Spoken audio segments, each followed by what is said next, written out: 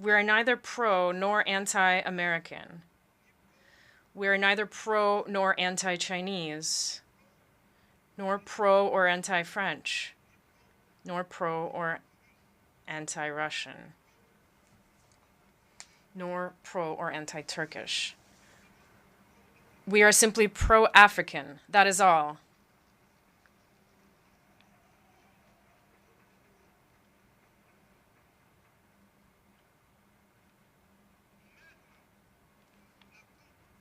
Placing us under the influence of this or that power is an insult.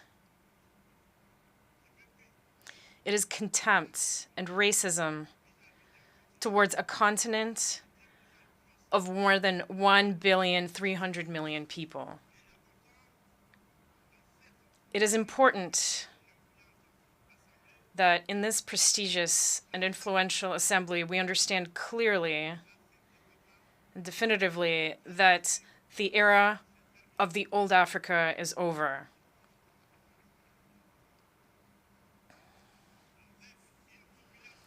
With a population of more than 1 billion Africans, around 70% of whom are young people who are completely free, open-minded, open to the world, and determined to take their destiny into their own hands.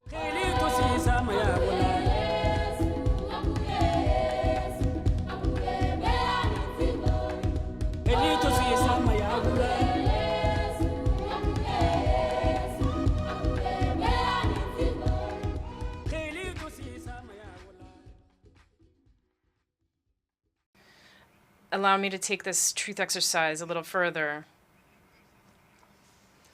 Through my short but very intense experience of managing a state, Guinea, I have come to better understand the extent to which this model has, above all, contributed to maintaining a system of exploitation and plunder of our resources by others,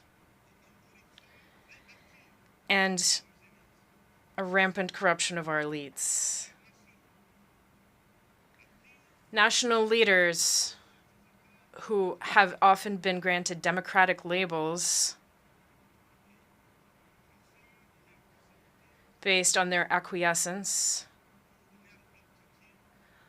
or their capacity for selling off the resources and the property of their people, or perhaps their ease in giving in to the pseudo recommendations and injunctions of the great powers.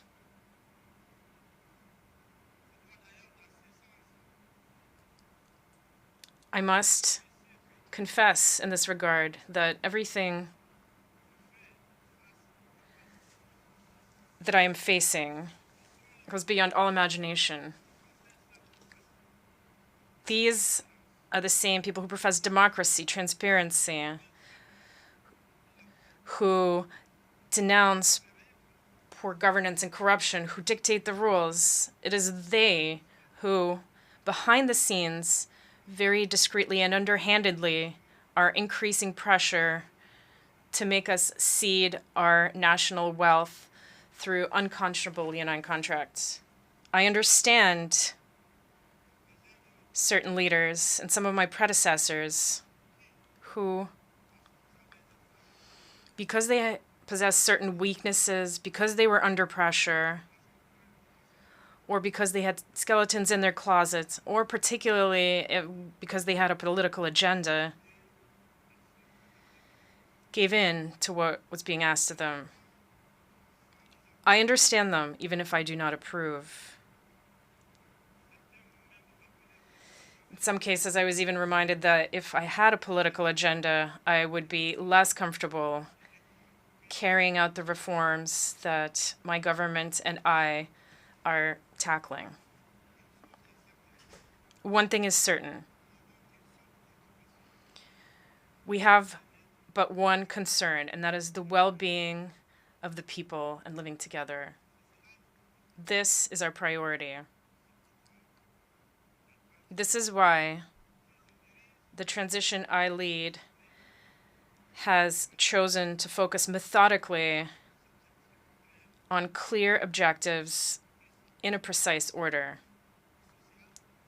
the social, the economic, and the political.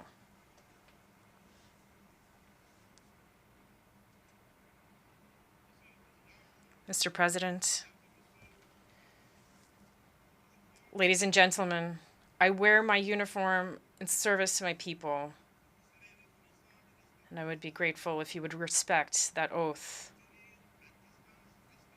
An oath to keep ourselves a respectable distance from divisions of all kinds that many attempt to fuel in our countries.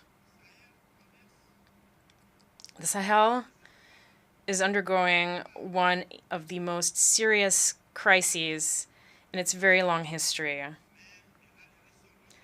But it has the resources that are required to face it. Its legendary sense of diplomacy must be unleashed so that we can speak to each other without interference. It is for this reason that ECOWAS, whose vocation was economic,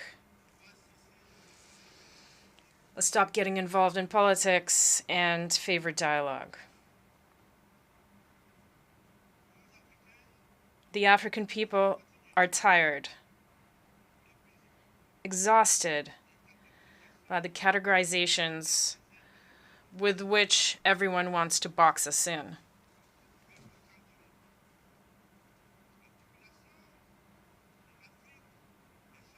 Africa's population is young. It did not experience the Cold War. It did not experience the ideological wars that have shaped the world over the last 70 years. That is why we, Africans, are insulted by the boxes, the categories, which sometimes place us under the influence of the Americans, sometimes under that of the British, sometimes the French, or the Chinese, or the Russians, and even the Turks. We are neither pro nor anti-American. We are neither pro nor anti-Chinese, nor pro or anti-French, nor pro or anti-Russian, nor pro or anti-Turkish.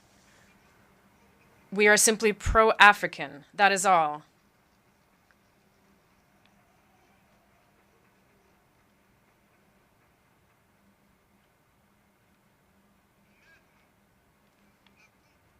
Placing us under the influence of this or that power is an insult. It is contempt and racism towards a continent of more than 1,300,000,000 people.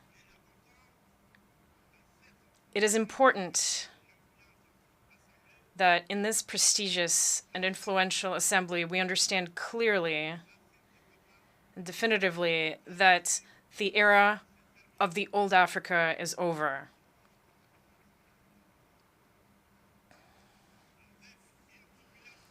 With a population of more than 1 billion Africans, around 70% of whom are young people who are completely free, open-minded, open to the world, and determined to take their destiny into their own hands.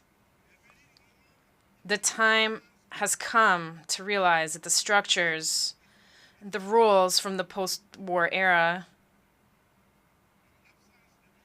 established in the absence of our states, which did not yet exist at the time, are obsolete. This is the end of an unbalanced and unjust era where we had no say in the matter. It is time to take our rights into account and to let us take our proper place, but also, and above all, it is time to stop lecturing us and to stop treating us with condescension like children. Rest assured that we're old enough to know what is good for us.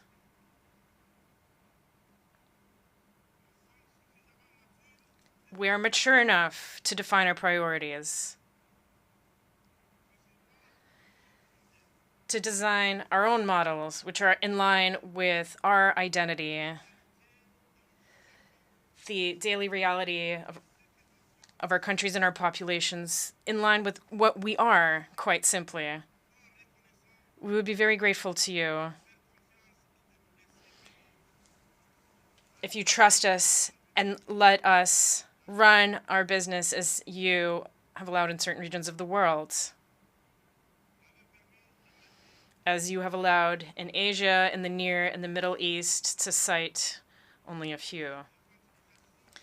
This infantilization that we have experienced has had the worst effects on African youth who are now emancipated. In this context, we are all challenged and called upon to carry out a better analysis of the situation with a view to initiating and pursuing new policies for the benefit of all.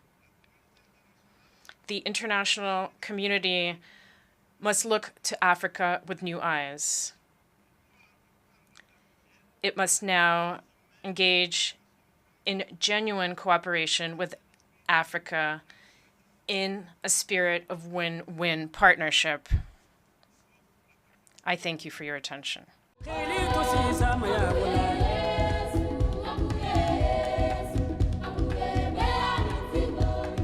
Elito